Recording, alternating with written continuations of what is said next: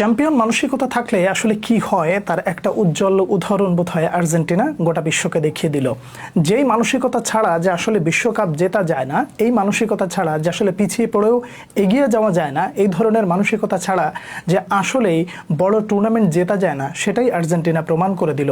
স্ট্রাইকাররা যেখানে গোল পাচ্ছে না, সেখানে অন্য কেউ এসে কাউকে না কাউকে তো গোল করতে হবে। লিওনেল স্কালোনির হাতে বোধহয় সেই অস্ত্রগুলো এমনভাবে সুনিপুণভাবে অক্ষত অবস্থায় ছিল যেটা তিনি আস্তে আস্তে ধীরে ধীরে বের করেছেন। লিওনেল মেসি পেনাল্টিটা মিস করেছেন। আর্জেন্টিনা ঠিক ওই জায়গায় মানসিকতা একটা ধাক্কা খেয়েছিল এবং ওই জায়গা থেকে ফিরে আসার জন্য জাস্ট একটা মোমেন্টামের দরকার ছিল।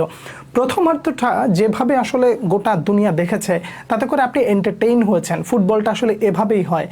আর্জেন্টিনা সুযোগ ছিল মোটামুটি সমতায় ফেরার, কিন্তু সেই সুযোগটা যখন নষ্ট হয়ে যায় তখন স্বাভাবিকভাবে যে কোনো দল পিছিয়ে পড়ে। আপনি এই জায়গায় একটু কম্পেয়ারটা ব্রাজিলের ম্যাচের সাথে করতে পারেন। ব্রাজিল ম্যাচে যখন পেনাল্টিটা পেয়েছিল ব্রাজিল আগে, তখন তারা মিস করেছিল এবং ওই মিসটা করাতে মোটামুটি তারা যে মানসিকতার দিক থেকে পিছায় যায়, ওইটা আর রিকভারি করা সম্ভব হয় নাই। কিন্তু আর্জেন্টিনা দেখেন সমতায় ফেরার মতন সুযোগ পেয়েছে, সেখানে লিওনেল মেসি পেনাল্টি মিস করেছেন এবং সেই মিসের পর দল আরও বেশি পিছায় যাওয়ার কথা ছিল, কিন্তু সেখান থেকে ধীরে ধীরে ধীরে ধীরে ফিরে আসার জন্য যেই জায়গাগুলো যেভাবে যেভাবে পরিবর্তন দরকার লিওনেল স্কালোনি সেটাই করেছেন এবং যেভাবে ম্যাচটা জেতা দরকার ঠিক সেভাবেই যেন জিতলেন। কেমন যেন আজ লাইক ভিডিও গেম। আমার এখন এই মুহূর্তে রোমেরোকে দিয়ে গোল করানো দরকার, রোমেরো গোল করে দিল। আমার এই মুহূর্তে ম্যাচে ফেরার জন্য লিওনেল মেসিকে দরকার, তিনিও বাইরে থেকে একটা গোল দিয়ে দিলেন এবং শেষ মুহূর্তে এসে আমার জেতার জন্য এনজো ফার্নান্দেজের একটা হেড দরকার ছিল, তিনি সেই গোলটা করে দিলেন। এইটা সব কিছু মিলিয়ে একটা চ্যাম্পিয়ন মেন্টালিটি আর্জেন্টিনা দেখালো এবং এই একটা মানসিকতাই তাদেরকে এগিয়ে দিল। দেখুন, তর্ক হবে, বিতর্ক হবে, অনেক কথাই বলবেন। আমি বিতর্কিত কোনো বিষয় এই ভিডিওতে অন্ততপক্ষে বলতে চাই না, কারণ অনেক কথা আপনার বিরুদ্ধে যেতে পারে এবং আমাদের কালচারটা হচ্ছে এরকম যে যখনই বিরুদ্ধে যায় তখন সে বিষয়টা আর ব্যক্তিগত পর্যায়ে থাকে না, তখন সেটা ফ্যামিলিগত ইস্যু নিয়ে অনেক কিছু বলা বলি মানে করা হয়। দরকার নাই সেই বিষয়টা আমি আসলে এই ভিডিওতে নাই বা বললাম। বিতর্কিত জায়গাগুলো নিয়ে আলোচনা করলে অনেক বেশি বলা যাবে, কিন্তু সেই জায়গাটা আপাতত থাকুক। এখন আর্জেন্টিনার জয়টা নিয়ে আসলে কিছু বলা যেতে পারে, তার কারণ আর্জেন্টিনা বিশ্বকাপের আসরে পিছিয়ে পড়লে জিততে পারে না, এরকম একটা মানে বাজে ট্র্যাক রেকর্ড কিন্তু ছিল। সেই বাজে ট্র্যাক রেকর্ডটা একেবারে ভেঙে চুরমার করে দিলেন লিওনেল স্কালোনি, লিওনেল মেসি। তারপরে হচ্ছে মানে পারেদেসের কথাটার নামটা একটু না নিলেই নয়। কেন আসলে সবার নাম বাদ দিয়ে মানে মেইন কিছু খেলোয়াড়ের নাম বাদ দিয়ে পারেদেসের নামটা নিলাম?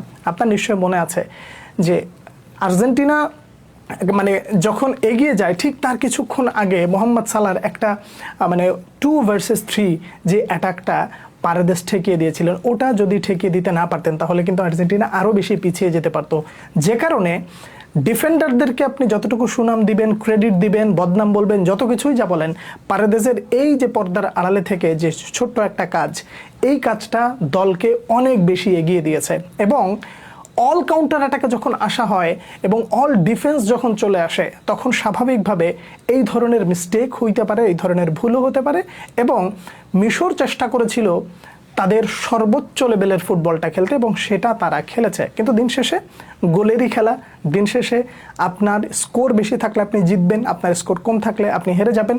সেটাই হচ্ছে নিয়ম রক্ষা বলেন আর যেটাই বলেন না কেন, একটা বিষয় পুরোপুরি ক্লিয়ার, সেটা হলো যে মিশরের দিনটা শুরুর দিক থেকে নিজেদেরই ছিল, আস্তে আস্তে আস্তে আস্তে সময় যত গেছে নিজেদেরই ছিল, কিন্তু সময় যত গেছে ততই যেন আর্জেন্টিনা আস্তে আস্তে আস্তে আস্তে বুস্ট আপ করে সামনের দিকে এসেছে এবং প্রত্যেকটা মুহূর্তে নিজেদের ওই যে হার নামানো মানসিকতা এখনও শেষবাসী হয় নাই, আমরা এখনও আছি, 1 মিনিটও যদি থাকে ওই 1 মিনিটে আসলে আমাদের কিছু করে দেখাতে হবে। এই মেন্টালিটি আসলে একটা দলকে কিভাবে পরিবর্তন করে দেয় সেটাই আর্জেন্টিনা দেখিয়ে দিল। লিওনেল মেসি, অভিনন্দন আপনাকে, যে দুর্দান্ত একটা কামব্যাক আপনি আগেও দেখিয়েছিলেন। পেনাল্টি একটা মিস হয়েছিল, যদিও এখন এখানে একটা বাজে রেকর্ড লিওনেল মেসির নামের সাথে যুক্ত হয়ে গেল, তার কারণ ওয়ার্ল্ড কাপের ইতিহাসে লিওনেল মেসি একমাত্র ব্যক্তি যে সব থেকে বেশি পেনাল্টি মিস করেছে, আই গেস, আমি যদি ভুল না করি।